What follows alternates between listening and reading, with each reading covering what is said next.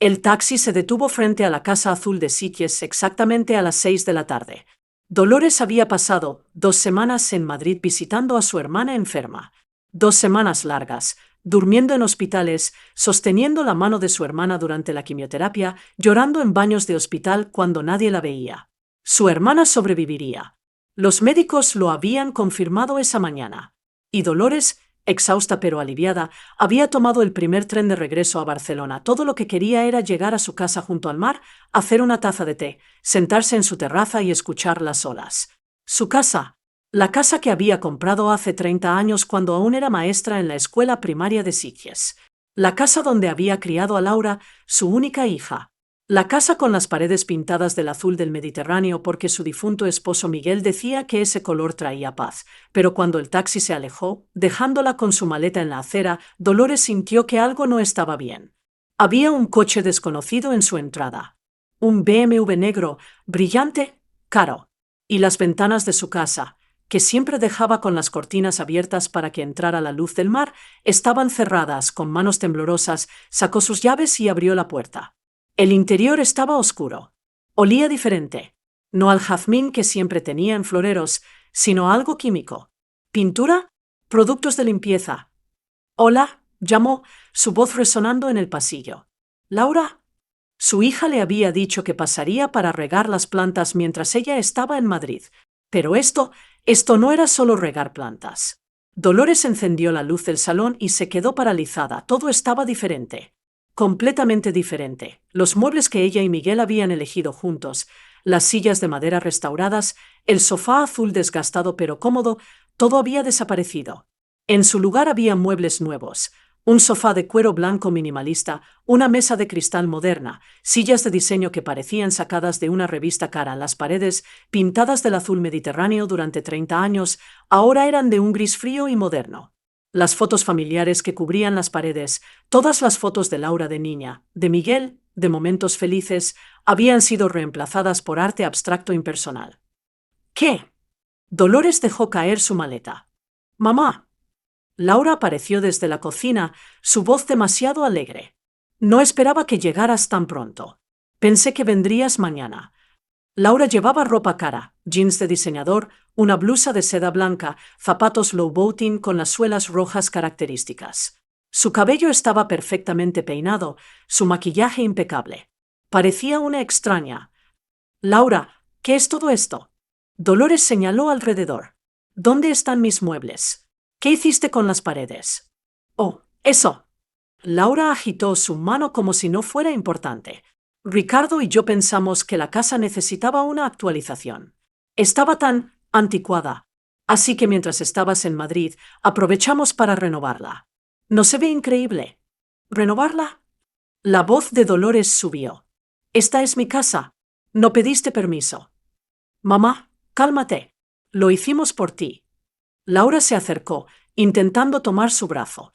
A tu edad, necesitas vivir en un lugar moderno, fácil de limpiar. Esos muebles viejos acumulaban polvo. Eran peligrosos. Esos muebles eran de tu padre, Dolores dijo, sintiendo las lágrimas quemar sus ojos. Compramos ese sofá el año que naciste. Esa mesa era de la abuela. Las fotos están guardadas. Laura la interrumpió. En cajas. En el garaje. Puedes mirarlas cuando quieras. ¿En cajas? Dolores sintió como si le hubieran dado un puñetazo en el estómago. Pusiste las fotos de tu padre en cajas. Mamá, tienes 68 años. Es hora de modernizarte. De vivir en el presente, no en el pasado. Laura habló como si estuviera explicándole algo a una niña pequeña. Además, Ricardo y yo tenemos noticias emocionantes. Ricardo apareció entonces, saliendo del que solía ser el estudio de Dolores.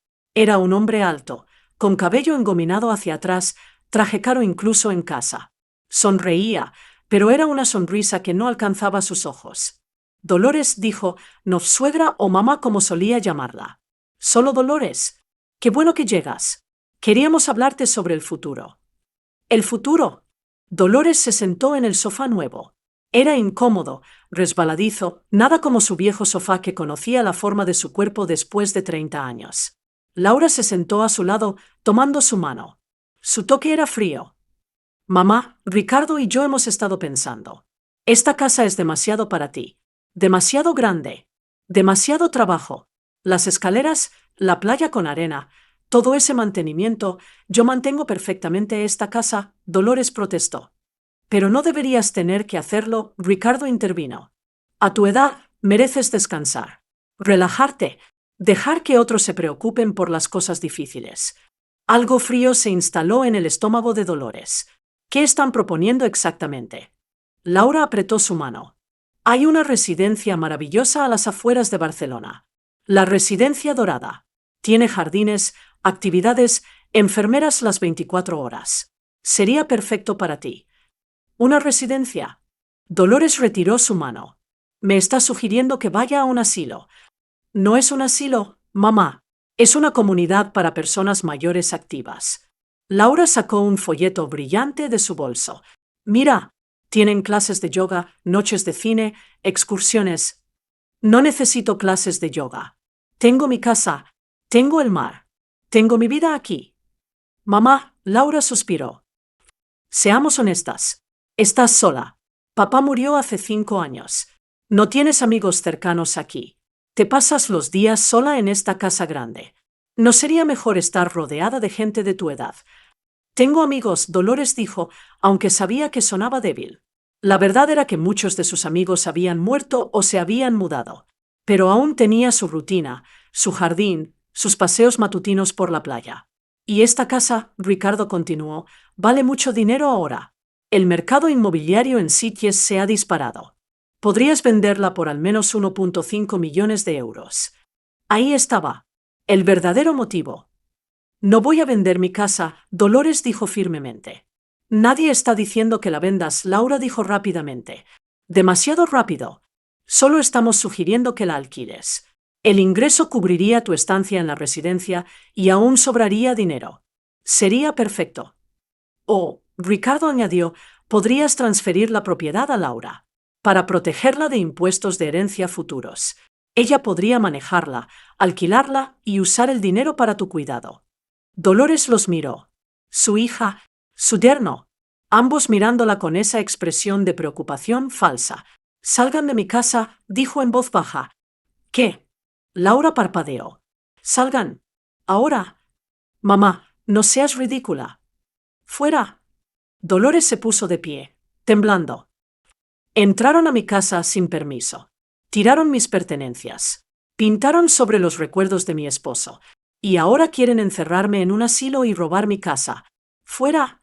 Ricardo se levantó, ajustándose el traje. Dolores, estás claramente alterada.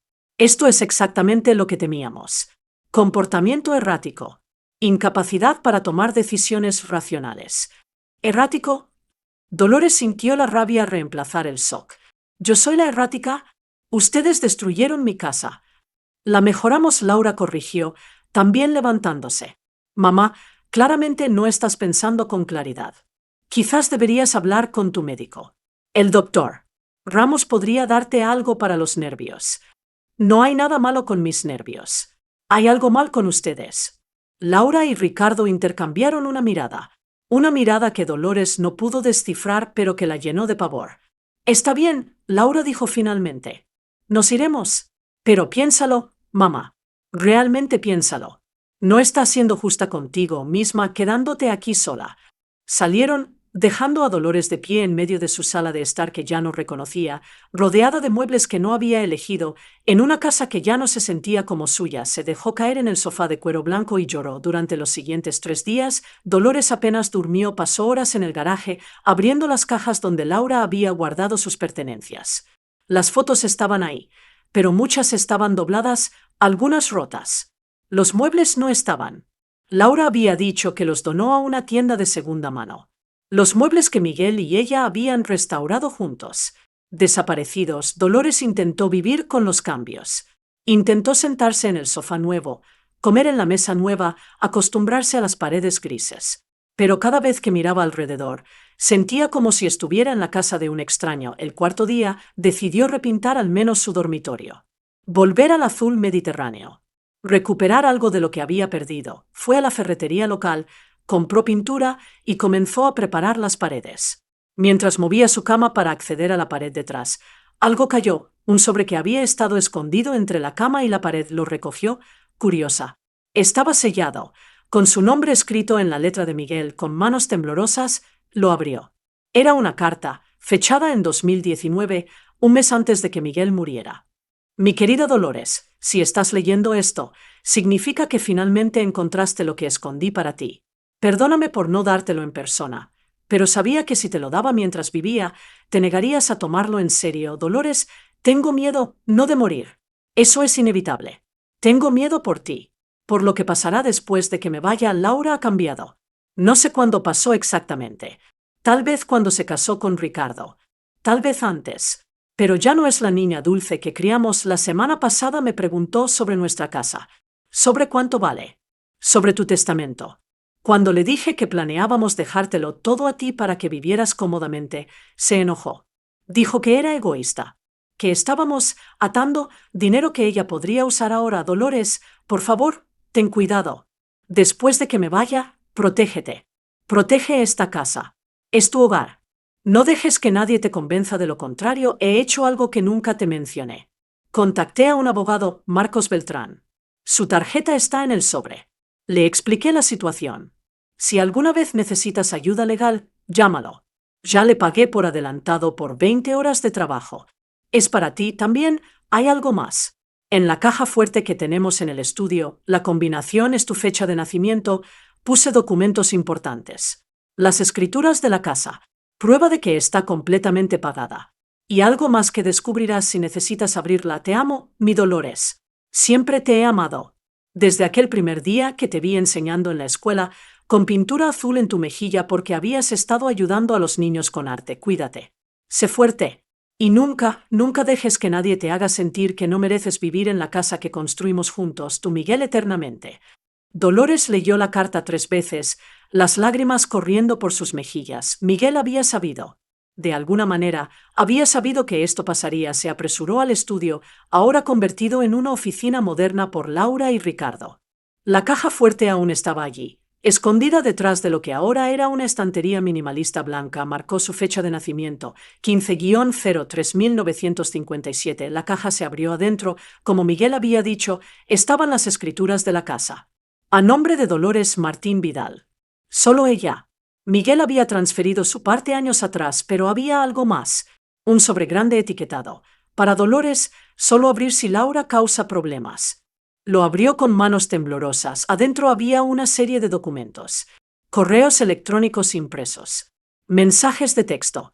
Todos entre Laura y Ricardo. Los empezó a leer y con cada línea su corazón se rompía un poco más. Email de Laura a Ricardo. Fecha. Enero 2019. Ricardo, papá está empeorando. Los doctores dicen que tal vez solo le quedan meses. Necesitamos un plan.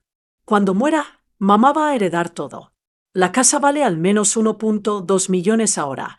Si esperamos hasta que ella muera naturalmente, podrían pasar otros 20 años. No podemos esperar tanto. Respuesta de Ricardo. Entiendo tu frustración. Pero, ¿qué sugieres? Laura, hay residencias para personas mayores. Son perfectas para este tipo de situación. Una vez que papá muera, mamá va a estar devastada, vulnerable. Ese es el momento para sugerir que se mude a una. Por su propio bien. Una vez que esté allí, podemos tomar control de sus finanzas para ayudarla. Eventualmente, la casa será nuestra. Dolores sintió náuseas. Siguió leyendo. Mensaje de texto de Laura a Ricardo. Fecha, marzo de 2020, un mes después de la muerte de Miguel. Mamá se niega a considerar mudarse. Sigue diciendo que la casa es todo lo que le queda de papá. Es tan frustrante. Necesitamos otro enfoque. Ricardo, paciencia. Podemos esperar un poco más. Mientras tanto, haz amistad con ella. Hazte indispensable. Gana su confianza. Laura, tienes razón. Iré a visitarla más seguido. Me haré la hija devota. Los siguientes emails y mensajes mostraban el plan evolucionando. Laura visitando más, ofreciéndose a ayudar con mandados, ganándose la confianza de Dolores. Todo calculado, todo falso.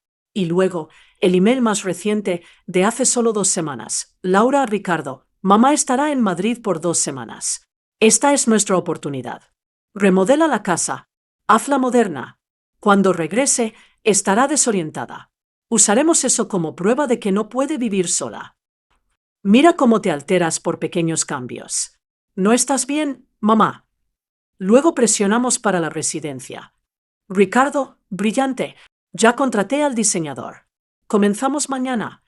Dolores dejó caer los papeles. Todo había sido planeado. La amabilidad reciente de Laura. Las visitas. Todo para manipularla, para robarle su casa. Y Miguel lo había sabido. Lo había visto venir. Por eso había guardado estas copias. Por eso había contactado al abogado. Por eso había escrito la carta. Dolores se quedó sentada en el suelo de su estudio, rodeada de pruebas de la traición de su hija, sintiendo como su mundo se rompía en pedazos, pero también sintió algo más. Algo que no había sentido en días, rabia pura, ardiente, justiciera. Laura pensaba que era lista. Pensaba que su madre era una anciana fácil de manipular. Estaba muy equivocada. Dolores no durmió esa noche. Pasó horas leyendo y releyendo los documentos. Formando un plan, a las 8 de la mañana siguiente, llamó al abogado que Miguel había mencionado, Marcos Beltrán. Señora Martín, la voz del abogado era cálida pero profesional. He estado esperando su llamada durante 5 años. Miguel me dijo que eventualmente la necesitaría. Sabía sobre Laura. Sabía que Miguel tenía preocupaciones. Me pidió que guardara estos documentos y que le ayudara si alguna vez los necesitaba. ¿Los encontró? Sí. Y necesito saber exactamente cuáles son mis opciones legales. Venga a mi oficina esta tarde. Discutiremos todo. La oficina de Marcos estaba en el centro de Barcelona, en un edificio antiguo con techos altos y ventanas que daban a las Ramblas. Era un hombre de unos 55 años, con cabello gris y ojos amables pero agudos. Primero, dijo Marcos después de revisar todos los documentos que Dolores había traído, quiero que sepa que legalmente usted tiene una posición muy fuerte. La casa está completamente a su nombre. Laura no tiene ningún derecho legal sobre ella mientras usted viva. Pero está intentando hacerme parecer incompetente, Dolores dijo, para que me declaren mentalmente incapaz y ella pueda tomar control. Exacto. Y esos emails que Miguel guardó muestran premeditación. Muestran que Laura ha estado planeando esto durante años. Eso trabaja a su favor. ¿Qué puedo hacer? Marcos se reclinó en su silla. Tiene varias opciones. Primera, puede confrontarla con las pruebas y pedirle que se detenga. Pero honestamente, basándome en estos documentos, no creo que funcione. Laura ha invertido 5 años en este plan. No se rendirá fácilmente. Segunda opción. Puede proceder legalmente. Orden de restricción, denuncia por destrucción de propiedad privada, demanda civil por los muebles que tiró sin permiso. Haría mucho ruido, sería público y probablemente destruiría cualquier relación restante con su hija. Pero la protegería legalmente. Dolores pensó en esto. Parte de ella aún amaba a Laura. Aún recordaba a la niña pequeña que solía abrazarla y decir «Te amo, mami». Pero esa niña había desaparecido, reemplazada por esta extraña codiciosa. Hay una tercera opción. Marcos sonrió ligeramente. Hay una tercera opción. Jugar su juego. Hacerle creer que está ganando, mientras usted prepara defensas imposibles de penetrar. Y cuando finalmente revele lo que sabe, ella no tendrá ninguna salida. ¿Cómo? Primero, formalizamos todo legalmente. Hacemos un testamento nuevo, blindado, donde especifica exactamente qué pasa con su propiedad. Segundo, documentamos todo lo que Laura hace de ahora en adelante. Cada visita, cada comentario, cada intento de manipulación. Tercero, cuando tengamos suficiente evidencia adicional, la confrontamos con todo. Los emails viejos, las nuevas pruebas, todo. Y le damos una opción, retirarse completamente de su vida o enfrentar cargos legales públicos. Dolores consideró esto. Era manipulador. Era estratégico. Era exactamente el tipo de plan que ella, como maestra durante 40 años, sabía implementar. Hagámoslo, dijo. Durante las siguientes 2 semanas, Dolores actuó como si nada hubiera pasado. Cuando Laura llamó, fingió estar considerando la idea de la residencia. Tal vez tienes razón, dijo con voz cansada. Tal vez soy demasiado vieja para esta casa grande. Podía oír la emoción apenas contenida en la voz de Laura. Oh, mamá, eso es tan sabio. ¿Quieres que te lleve a visitar la residencia dorada? Podríamos ir mañana. Pronto, Dolores dijo, pero primero necesito organizar algunas cosas. Por supuesto, por supuesto. Tómate tu tiempo. Pero Laura no le estaba dando tiempo. Dolores comenzó a notar cosas. Su correo estaba siendo abierto antes de que ella lo recogiera. Alguien había entrado a su casa mientras estaba en el mercado, había revisado su estudio. Pequeñas cosas estaban fuera de lugar. Instaló una cámara de seguridad oculta. La primera noche, capturó a Laura y Ricardo entrando con una llave, de donde la habían sacado, a las 11 de la noche. Los vio revisar sus papeles, buscar en su caja fuerte, que ahora Dolores mantenía vacía, habiendo movido todo lo importante al banco. ¿Dónde están las escrituras?, escuchó a Ricardo murmurar en la grabación. No sé, pensé que estarían aquí, Laura respondió, frustrada. Necesitamos esos papeles. ¿Para qué? Para cuando la declaremos incompetente. Será más fácil tomar control si ya tenemos acceso a los documentos de la propiedad. Dolores copió el vídeo y se lo envió a Marcos. Esto es oro, Marcos dijo cuando lo vio. Allanamiento, intento de robo de documentos legales. Si esto va a juicio, ella está acabada. Aún no, Dolores dijo. Déjala seguir. Quiero ver hasta dónde está dispuesta a llegar. La respuesta vino una semana después. Dolores recibió una llamada del doctor Ramos, su médico de familia durante 20 años. Dolores sonaba incómodo. Tu hija Laura me llamó. Está preocupada por ti. Dice que has estado actuando de manera extraña, olvidando cosas, confundida. ¿Qué? Dolores sintió la rabia hervir. No he olvidado nada. Estoy perfectamente bien. Eso es lo que pensé. Pero ella fue muy insistente. Me preguntó si podía evaluarte para demencia. Incluso sugirió que podría necesitar un tutor legal si resultas incapaz de cuidarte a ti misma. ¿Y qué le dijiste? Le dije que no puedo evaluar a un paciente basándome en los informes de un familiar. Que necesitaría verte personalmente. Ella quería programar una cita. Doctor Ramos, Dolores dijo cuidadosamente, ¿puede hacer algo por mí? ¿Puede hacerme una evaluación cognitiva completa? Una oficial, documentada, que pruebe que estoy mentalmente competente. Hubo una pausa. Dolores, ¿qué está pasando realmente? Mi hija está intentando robar mi casa y está usando alegaciones de demencia para hacerlo. El doctor Ramos programó la evaluación para el día siguiente. No era solo el quien estaría presente, sino también una neuróloga, la doctora Carmen Torres, especialista en evaluaciones de capacidad mental. Dolores pasó 4 horas en pruebas. Memoria a corto plazo, memoria a largo plazo, razonamiento lógico, función ejecutiva, orientación espacial. Respondió preguntas, resolvió acertijos, recordó listas de palabras. Al final, la doctora Torres sonrió. Señora Martín, su función cognitiva está en el percentil 90 para su grupo de edad.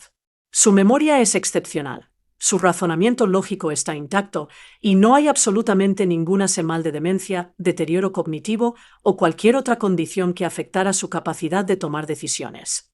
¿Puede ponerlo por escrito? Dolores preguntó. Por supuesto. Le daré un informe completo. Y si alguien intenta alegar incompetencia, este informe será admisible en cualquier tribunal. 2 días después, Laura llamó. Mamá, hablé con el doctor Ramos. Dice que te negaste a la evaluación que le pedí. No me negué, Dolores dijo calmadamente. Me hice la evaluación. Con él y con una neuróloga especialista. Hubo un silencio. Y estoy perfectamente sana. Cognitivamente funcional al 90 percentil. Sin señales de demencia. El doctor Ramos tiene todo documentado oficialmente. Otro silencio más largo. Dolores podía imaginar a Laura apretando el teléfono, la frustración en su rostro. Bueno, eso es, bueno, supongo, Laura dijo finalmente, su voz tensa. Aunque aún creo que vivir sola no es seguro para ti. No es solo tu mente, mamá. Es tu cuerpo. ¿Qué pasa si te caes? Si tienes una emergencia. Tengo un botón de emergencia. Y tengo vecinos. ¿Estoy bien, Laura? Mamá. La voz de Laura cambió, volviéndose más suave, casi suplicante. ¿Por qué estás siendo tan difícil sobre esto? Solo queremos lo mejor para ti.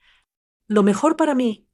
Dolores sintió la rabia que había estado conteniendo amenazar con estallar. ¿O lo mejor para ustedes? ¿Qué se supone que significa eso? Significa que sé lo que estás haciendo, Laura. Sé sobre los emails. Sé sobre el plan. Silencio total. Un silencio tan profundo que Dolores pensó que la llamada se había cortado. No sé de qué estás hablando, Laura dijo finalmente, pero su voz temblaba ligeramente. ¿No? ¿No sabes sobre los emails que enviaste a Ricardo en 2019? Sobre planear meterme en una residencia para tomar control de mi casa. Mamá, estás delirando. Tu padre los guardó. Miguel sabía lo que estabas planeando. Me dejó copias de todo. La línea se quedó en silencio por 3 latidos de corazón. Luego Laura habló, y su voz era completamente diferente. Fría, dura. Esos emails son privados. No tenías derecho a leerlos. Los emails sobre planear robar mi casa son privados, Dolores repitió, casi riendo por lo absurdo. Laura, te escuchas a ti misma. No estamos intentando robar nada. Esa casa debería ser mía eventualmente de todos modos. Solo estamos acelerando el proceso. Acelerando el proceso, Dolores sintió algo frío instalarse en su pecho. ¿Sabes lo que eso suena? Suena como si quisieras que muriera. No digas eso. Laura gritó. Nunca dije eso. Solo, mamá, sé razonable. Tienes 68 años. No vas a vivir para siempre.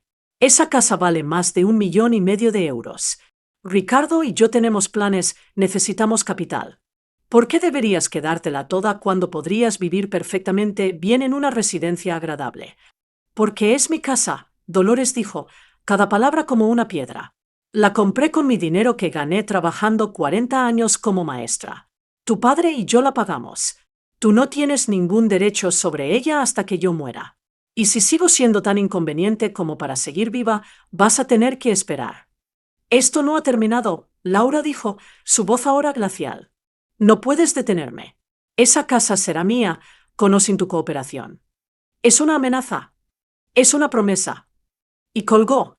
Dolores se quedó sosteniendo el teléfono, temblando. Llamó inmediatamente a Marcos. Acaba de amenazarme, dijo. Dijo que tomará la casa, con o sin mi cooperación. Tengo la llamada grabada. Perfecto, Marcos dijo. Sigue documentando todo. Cada amenaza, cada acción. Estamos construyendo un caso que será imposible de ignorar. Una semana después, Dolores recibió una visita inesperada. 2 personas en trajes formales tocaron su puerta. Una mujer de unos 40 años y un hombre de unos 50. Mostraron identificaciones, servicios sociales de Barcelona. Señora Dolores Martín, la mujer preguntó. Sí. Soy Eva Campos, trabajadora social. Este es mi colega, Jorge Ruiz. Recibimos un reporte de preocupación sobre su bienestar. El estómago de Dolores se hundió. ¿De quién? Su hija, Laura Martín. Ella alega que está viviendo en condiciones inseguras, que está exhibiendo señales de autoabandono y que puede representar un peligro para sí misma. Eso es ridículo, Dolores dijo, pero los dejó entrar. Sabía que negarse solo empeoraría las cosas. Los trabajadores sociales recorrieron la casa meticulosamente. Revisaron la cocina, el baño, su dormitorio. Hicieron preguntas sobre su rutina diaria, sus hábitos alimenticios, sus medicamentos. ¿Vive sola? Preguntó Eva. Sí. Mi esposo falleció hace 5 años. ¿Tiene familia cercana? Una hija, Laura, quien aparentemente llamó para reportarme. Eva y Jorge intercambiaron miradas. Señora Martín, Jorge dijo cuidadosamente, su casa está inmaculadamente limpia. Usted está bien vestida, bien nutrida, claramente capaz de cuidarse. No veo ninguna señal de negligencia personal o condiciones de vida inseguras. Porque no las hay, Dolores dijo. Mi hija está intentando que me declaren incompetente para tomar control de mi propiedad. Eso es una acusación seria, Eva dijo. Tengo pruebas.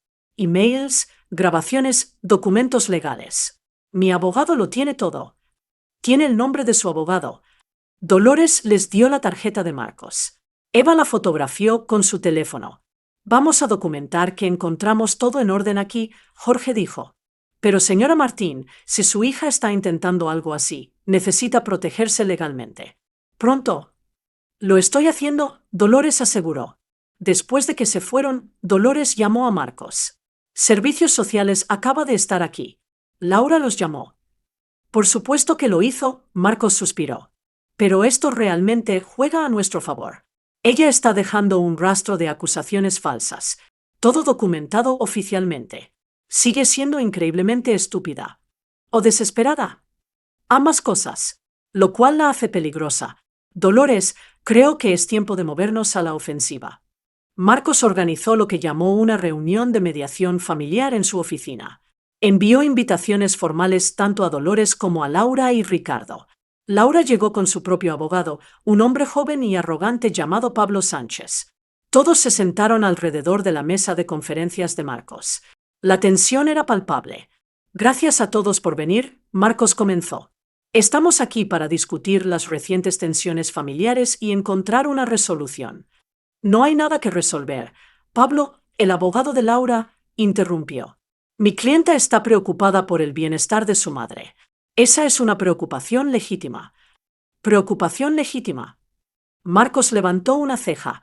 Es por eso que su clienta entró ilegalmente en la casa de su madre, destruyó sus pertenencias y la amenazó por teléfono.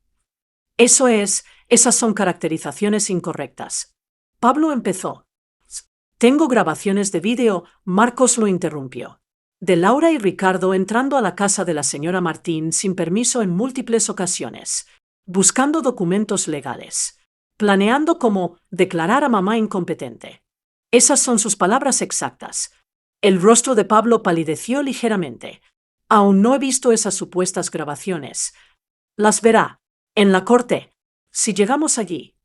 Marcos se reclinó. Pero estamos aquí para evitar eso. Aquí está lo que propongo. Laura y Ricardo se retiran completamente. No más intentos de manipular a la señora Martín. No más visitas sin previo aviso. No más contacto con doctores o servicios sociales. A cambio, no presentamos cargos por allanamiento, destrucción de propiedad o amenazas. ¿Cargos? Laura finalmente habló, su voz aguda. ¿Me vas a meter en la cárcel? Mamá, tu propia hija. Me metiste en una esquina. Laura, Dolores dijo calmadamente. Intentaste robarme mi casa. La casa que tu padre y yo construimos. Esa casa debería ser mía. Laura golpeó la mesa. Trabajé duro toda mi vida. Merezco algo mejor que el pequeño apartamento donde vivimos. Tú tienes una propiedad de 1,5 millones de euros sentada ahí, desperdiciada en una anciana. Laura. Ricardo intentó calmarla, pero ella lo apartó. No, necesita escuchar esto. Mamá, has sido egoísta toda tu vida. Todo siempre fue sobre ti y papá. Tus carreras, tus sueños, nunca sobre mí. Te dimos todo. Dolores sintió lágrimas picar sus ojos. Pagamos tu universidad. Te ayudamos con tu primera casa. Y luego esperabas gratitud eterna. Como si eso te diera derecho a vivir en lujo mientras nosotros luchamos. ¿Lujo? Dolores miró a Laura, a su bolso Prada, sus zapatos Louboutin, su reloj Cartier. ¿Quién está viviendo en lujo? Laura. Esto no está yendo a ninguna parte, Marcos intervino. Laura, Ricardo, tienen una opción simple. Retírense ahora con dignidad. O vamos a la corte, donde toda esta correspondencia, estos vídeos, estas amenazas documentadas, se harán públicos. Imaginen los titulares. Hija intenta robar casa de madre viuda. ¿Cómo afectará eso a tu carrera, Ricardo? A tu reputación social. Ricardo y Pablo se miraron. Hubo un momento de comunicación silenciosa. Necesitamos discutir esto en privado, Pablo dijo. Tienen 48 horas, Marcos respondió. Después de eso, procedemos legalmente. Era las 2:30 de la madrugada cuando Dolores se despertó por el olor a humo.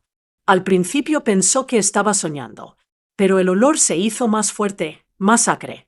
Se levantó de la cama, su corazón latiendo con fuerza. Humo se filtraba por debajo de su puerta. ¡Fuego! Gritó, aunque no había nadie más en la casa. Corrió a la puerta, la tocó, la sintió tibia pero no caliente. La abrió cuidadosamente. El pasillo estaba lleno de humo.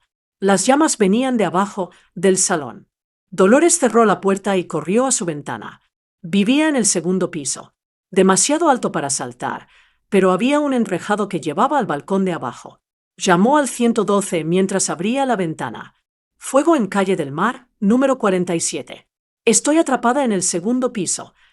Los bomberos van en camino. Puedes salir de forma segura. Lo intentaré. Agarró su bolso, su teléfono y trepó por la ventana. Tenía 68 años y no había trepado nada en décadas, pero el miedo le daba fuerza. Bajó por el enrejado, sus manos resbalándose, sus brazos temblando. Cuando llegó al balcón del primer piso, casi se desplomó del agotamiento. Pero estaba fuera. Estaba viva. Los bomberos llegaron 5 minutos después. Las llamas ya habían consumido la mayor parte de la planta baja. Tomó 2 horas apagar el fuego completamente. Dolores se quedó en la calle, envuelta en una manta que un paramédico le había dado, viendo cómo su casa, su hogar de 30 años, se quemaba. Un inspector de bomberos se acercó mientras amanecía. Señora Martín, tengo que preguntarle, ¿usted fumaba? ¿Dejó alguna vela encendida? No fumo. No había velas encendidas. Estaba dormida. Entonces necesitamos investigar esto como un posible incendio provocado. Porque encontramos 3 puntos de inicio del fuego. Todos en la planta baja. Y rastros de acelerante. Dolores sintió todo su cuerpo volverse frío. ¿Acelerante? Alguien lo inició deliberadamente. Así parece. ¿Tiene enemigos? ¿Alguien que quisiera hacerle daño? Dolores pensó en Laura. En Ricardo. En su desesperación. Llame a este número, le dio la tarjeta de Marcos al inspector. Mi abogado. Él tiene información que necesita. Resulta que Dolores había instalado cámaras de seguridad exteriores después de que Laura y Ricardo habían entrado sin permiso. Cámaras que se respaldaban en la nube. Las grabaciones mostraban a 2 figuras acercándose a la casa a la 1:45 de la madrugada. Llevaban capuchas, pero cuando una de las figuras levantó el brazo para romper una ventana trasera, la manga se deslizó hacia abajo. En su muñeca había un reloj Cartier distintivo. El mismo reloj que Ricardo llevaba en cada foto de redes sociales. Los investigadores ampliaron la imagen, mejoraron la resolución y confirmaron lo que Dolores ya sabía. Ricardo había prendido fuego a su casa, probablemente con Laura esperando en el coche. Laura y Ricardo fueron arrestados 2 días después. Dolores no estuvo allí cuando pasó, pero Marcos le contó los detalles. Ricardo había intentado huir. Laura había llorado, había suplicado, había gritado que era un malentendido. Pero las pruebas eran abrumadoras. El vídeo, los residuos de acelerante que coincidían con gasolina comprada con la tarjeta de crédito de Ricardo 2 horas antes del incendio. Mensajes de texto entre Laura y Ricardo hablando sobre solucionar el problema de mamá de una vez por todas. Fueron acusados de incendio provocado, intento de asesinato y varios otros cargos. La fianza se fijó en 500,000 euros cada uno. Marcos visitó a Dolores en el pequeño apartamento que había alquilado temporalmente mientras decidía qué hacer con la casa quemada. Las buenas noticias, dijo Marcos, es que su casa estaba completamente asegurada. El seguro pagará por reconstruirla completamente. Y con las acusaciones criminales, Laura no puede hacer ninguna reclamación sobre la propiedad. No quiero reconstruir, Dolores dijo quedamente. No. Esa casa está llena de recuerdos. De Miguel. De cuando Laura era pequeña y nos amaba. No puedo volver allí. No después de que intentaron matarme en ella. Marcos asintió compasivamente. ¿Qué quiere hacer? Venderla. Usar el dinero para comprar algo más pequeño. Algo que sea solo mío, sin historia, sin dolor. ¿Puedo ayudar con eso? Dolores miró por la ventana. Barcelona se extendía ante ella, la ciudad donde había vivido toda su vida adulta. Marcos, tengo una pregunta. ¿Cómo llegamos aquí? ¿Cómo mi hija, la niña que abrazaba, se convirtió en alguien que intentaría matarme? Marcos suspiró. Codicia. Expectativa. La sensación de que merecía algo sin trabajar por ello. Vi a Miguel preocuparse por esto mismo hace 5 años. Él te amaba mucho, ¿sabes? Todo lo que hizo fue para protegerte. Lo sé, Dolores dijo, tocando el anillo de bodas que aún llevaba. Y lo hizo. Incluso después de muerto, me protegió. El juicio comenzó 6 meses después del incendio. Dolores se sentó en la sala del tribunal, flanqueada por Marcos a un lado y su mejor amiga Teresa al otro. Había perdido peso durante esos meses. El trauma del incendio, el shock de la traición de Laura, todo había cobrado su precio. Pero estaba aquí. Estaba viva. Y estaba lista para enfrentar a su hija. Laura y Ricardo entraron esposados, escoltados por guardias. Laura ya no llevaba su ropa de diseñador. Su cabello, antes perfectamente peinado, ahora colgaba sin vida. Había envejecido 10 años en 6 meses. Cuando sus ojos se encontraron con los de Dolores, Laura apartó la mirada rápidamente. El fiscal, una mujer dura llamada Marta González, presentó el caso metódicamente. Los emails mostrando premeditación. Los vídeos de Laura y Ricardo entrando sin permiso. Las grabaciones de audio de las amenazas. Los mensajes de texto sobre solucionar el problema de mamá. Y finalmente, el vídeo de la noche del incendio. La figura con el reloj Cartier. Los registros de la tarjeta de crédito de Ricardo comprando gasolina. Este no fue un crimen de pasión, la fiscal Marta dijo, caminando frente al jurado. Fue un crimen calculado, frío, diseñado para asesinar a una madre por dinero. Dolores Martín trabajó 40 años como maestra, sirviendo a su comunidad. Compró su casa con su propio dinero. Y su hija, en lugar de estar orgullosa de ella, en lugar de amarla, decidió que era más fácil matarla que esperar su herencia natural. El abogado defensor de Laura, un hombre llamado Alfonso Cruz, intentó crear duda razonable. Las cámaras no muestran los rostros claramente, argumentó. Podría ser cualquiera con un reloj similar. Los mensajes de texto son ambiguos. Solucionar el problema podría significar cualquier cosa. Pero cuando Dolores subió al estrado para testificar, la sala quedó en silencio. Señora Martín, la fiscal Marta le preguntó gentilmente, ¿puede describir su relación con su hija Laura antes de estos eventos? Dolores tomó un sorbo de agua, sus manos temblando ligeramente. Laura era mi única hija. La amaba más que a nada. Cuando nació, mi esposo Miguel y yo prometimos darle todo lo que nunca tuvimos. Trabajamos duro para pagarle buenas escuelas, universidad, su primer coche. Pensé que estábamos construyendo una familia fuerte. ¿Cuándo comenzó a cambiar eso? Cuando se casó con Ricardo. Él venía de una familia adinerada. De repente, todo lo que le habíamos dado no era suficiente. Nuestra casa modesta era vergonzosa. Nuestro coche viejo era embarazoso. Se volvió diferente. ¿Y cuándo se dio cuenta de que estaba en peligro? Cuando encontré los emails que mi esposo había guardado. Emails donde Laura planeaba meterme en una residencia para tomar control de mi casa. Fue como leer las palabras de un extraño. No reconocía a la persona que escribió esas cosas. Alguna vez pensó que su propia hija intentaría matarla. Dolores se quebró. Las lágrimas corrieron por sus mejillas. No, nunca, ni siquiera después de todo lo que hizo. Cuando me desperté con el humo, cuando me di cuenta de que la casa estaba en llamas, mi primer pensamiento fue, debo haber dejado algo encendido. Nunca imaginé que mi propia hija.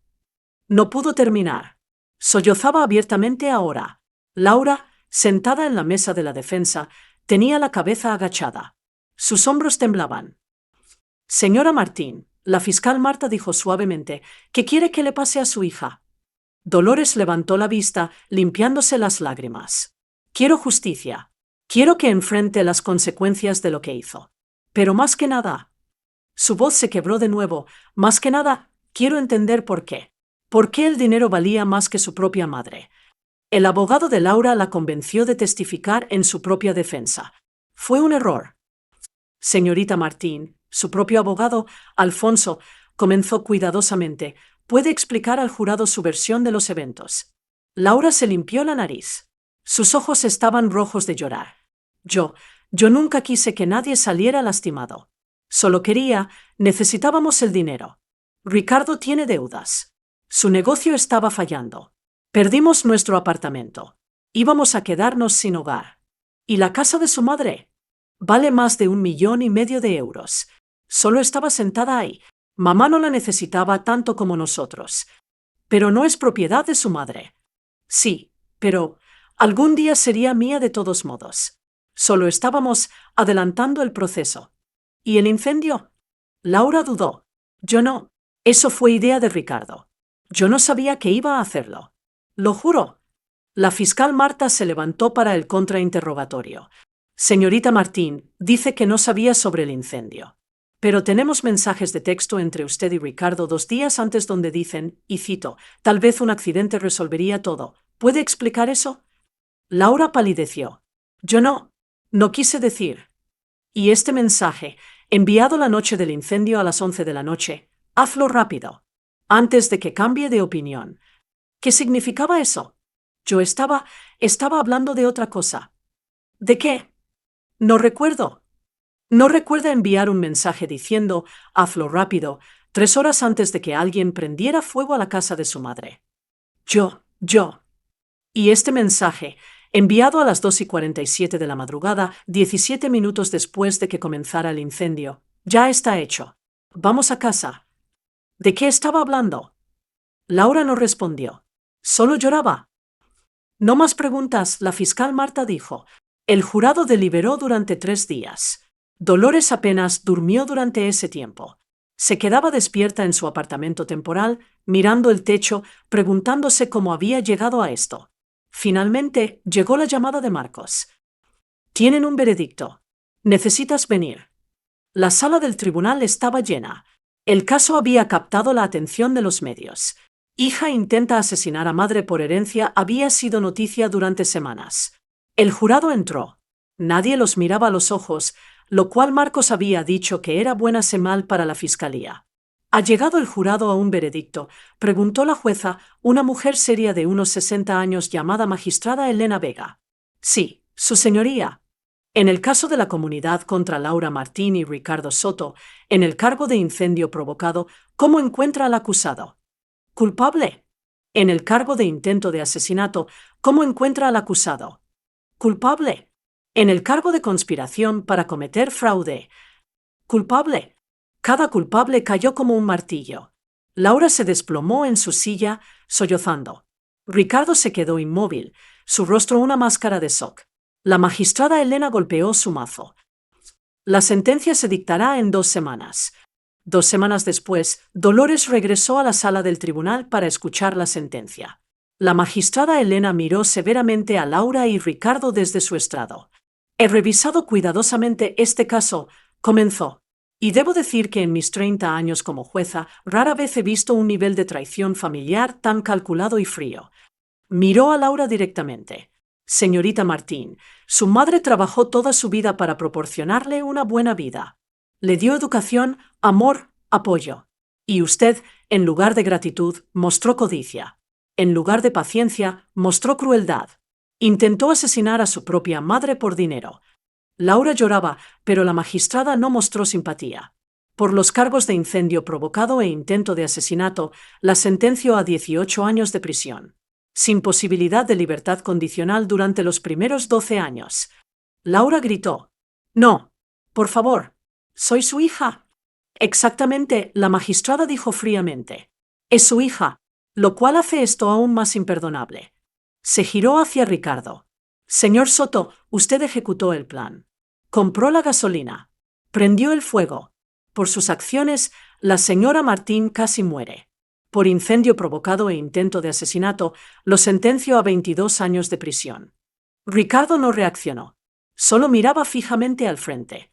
Además, la magistrada continuó, ambos pagarán restitución completa a la señora Martín por los daños emocionales y físicos. La cantidad será determinada en una audiencia civil separada. Golpeó el mazo. Llévenselos. Mientras los guardias escoltaban a Laura y Ricardo fuera de la sala, Laura se giró una última vez hacia Dolores. «Mamá», gritó. «Lo siento. Por favor. Perdóname». Dolores la miró.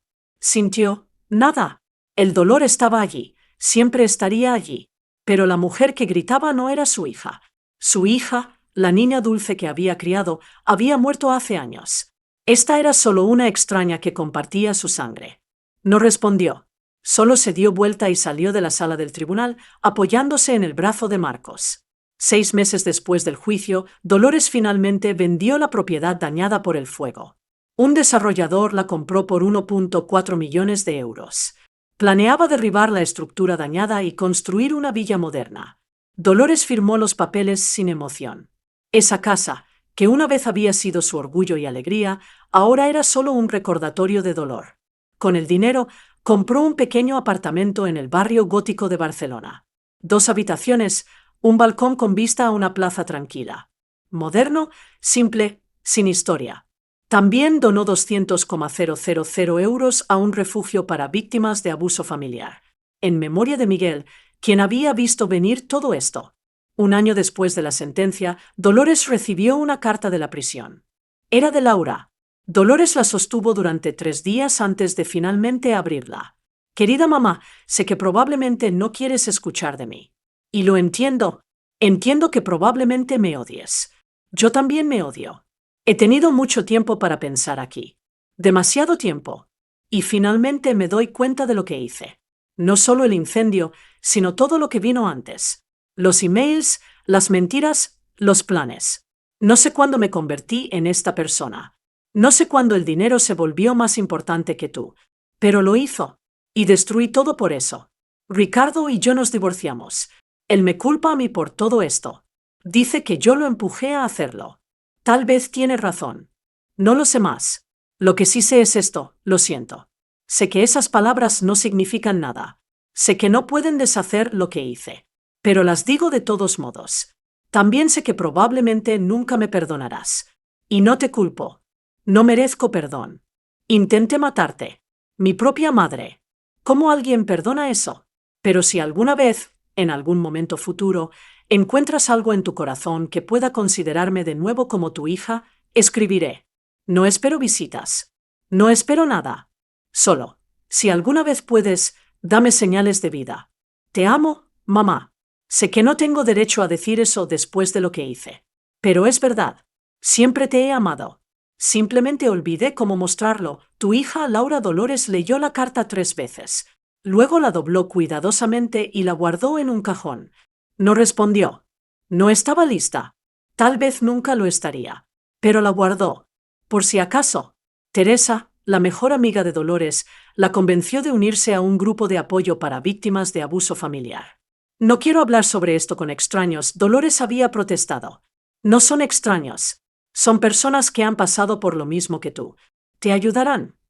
El grupo se reunía cada jueves por la noche en un centro comunitario en el centro de Barcelona.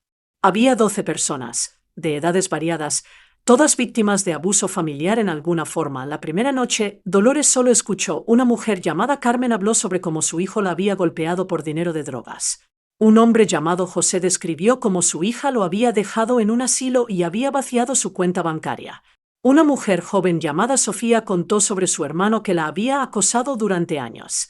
Cada historia era diferente, pero el dolor era el mismo. La segunda semana, la facilitadora del grupo, una psicóloga llamada doctora Ana, preguntó si alguien más quería compartir. Dolores levantó su mano temblando.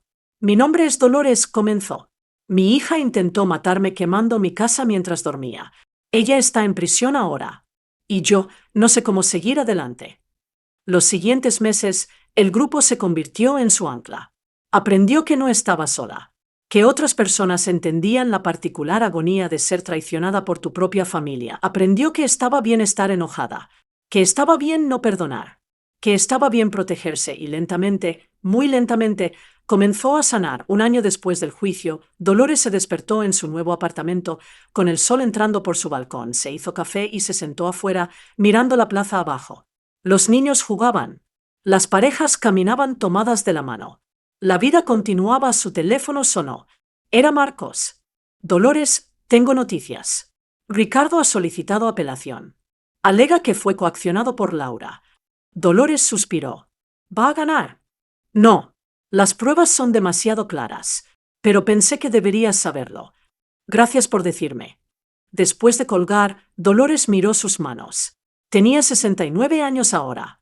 Había perdido su casa. Había perdido a su hija. Casi había perdido su vida, pero aún estaba aquí. Tocó el anillo de bodas que aún llevaba.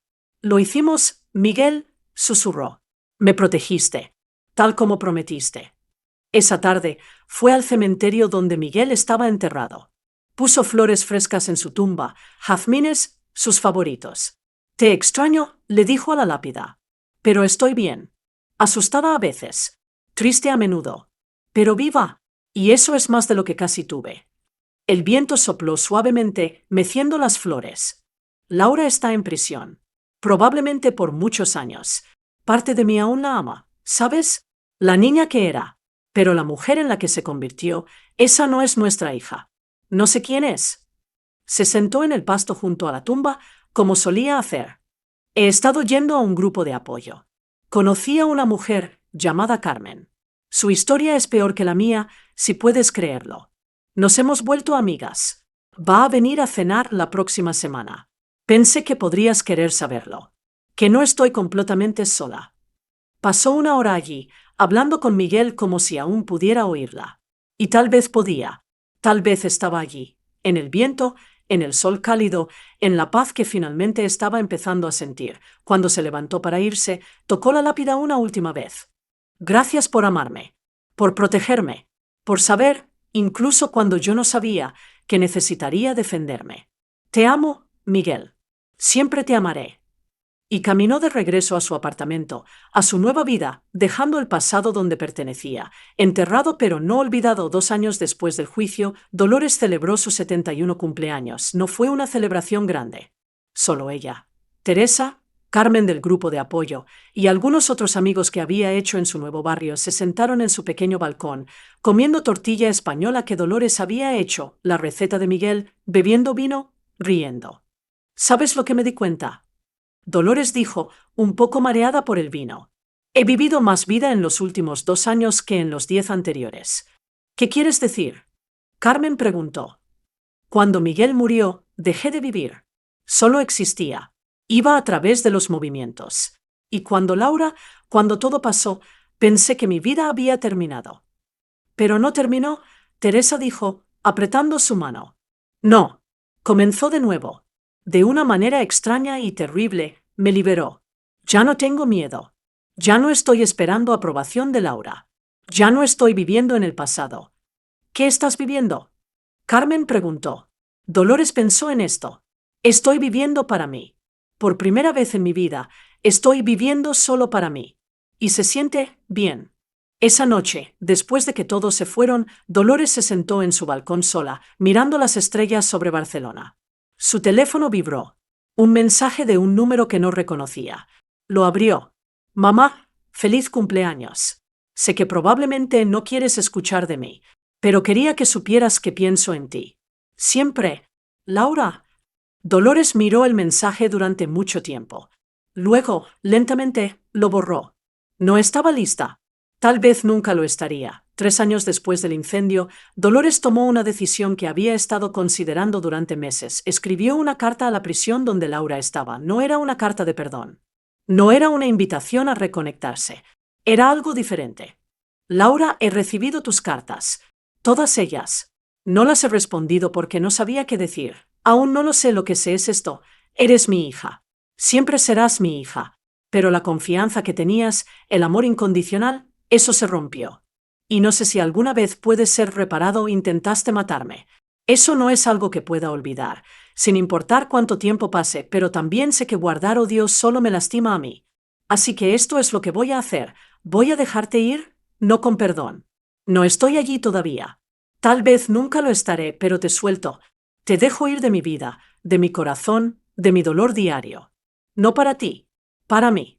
Cuando salgas de prisión, y eventualmente lo harás porque 18 años terminan, encontrarás que no dejé nada para ti en mi testamento. Todo irá a caridad.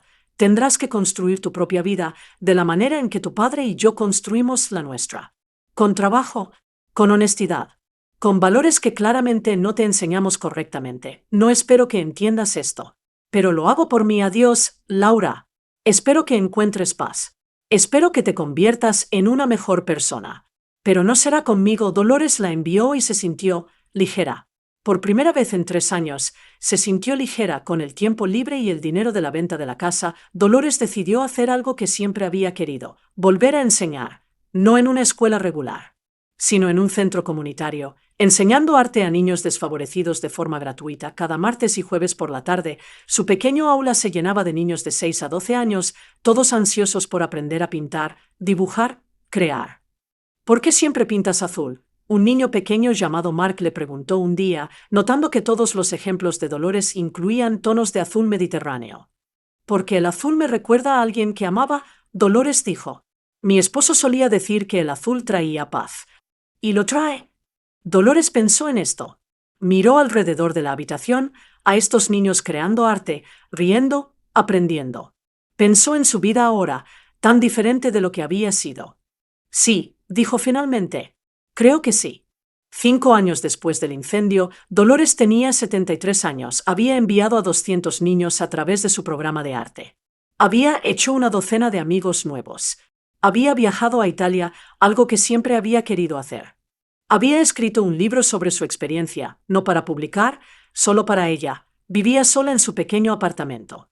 Pero ya no se sentía sola. Una tarde de primavera, mientras paseaba por el barrio gótico después de su clase de arte, vio una escena familiar. Una madre y una hija joven en un café, riendo, hablando, disfrutando del tiempo juntas. Dolores se detuvo, observando. Sintió una punzada de dolor. Siempre habría esa punzada. La pérdida de lo que podría haber sido, pero luego la niña pequeña dijo algo, y la madre se rió tan fuerte que otros clientes se giraron para mirar.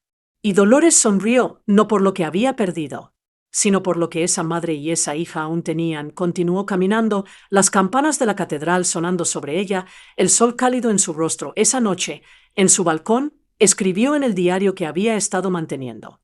Hoy vi a una madre y una hija que se amaban. Me hizo pensar en Laura, en lo que perdimos, en lo que desperdició, pero luego me di cuenta de algo. Yo también tengo una familia. No de sangre, sino de elección. Teresa, que ha estado conmigo en los momentos más oscuros. Carmen, quien entiende mi dolor porque lo vivió. Los niños en mi clase de arte, que me llenan con alegría cada semana. La familia no es solo sangre. Es quien aparece, quien se queda. ¿Quién te ama sin condiciones? Laura era mi familia una vez. Ya no lo es. Y eso está bien, porque he construido una nueva familia. Una que elegí. Una que me elige de vuelta, y resulta que eso es suficiente. Más que suficiente es todo. Dolores cerró el diario y miró las estrellas sobre Barcelona. Mira, Miguel, susurró al viento. Lo logré. Sobreviví. Más que sobrevivir, prosperé. Me protegiste cuando no podía protegerme a mí misma. Y ahora puedo cuidarme sola. Gracias. Por todo. Por amarme. Por conocer a nuestra hija mejor de lo que yo la conocía. Por darme las herramientas para sobrevivir a su traición. Te extraño. Todos los días. Pero estoy bien. Estoy realmente, verdaderamente bien. El viento sopló más fuerte, como una respuesta. Y Dolores sonrió, sabiendo que dondequiera que estuviera Miguel, estaba orgulloso de ella. Se quedó en el balcón hasta que las estrellas desaparecieron, reemplazadas por el amanecer. Un nuevo día. Una nueva vida y finalmente, paz.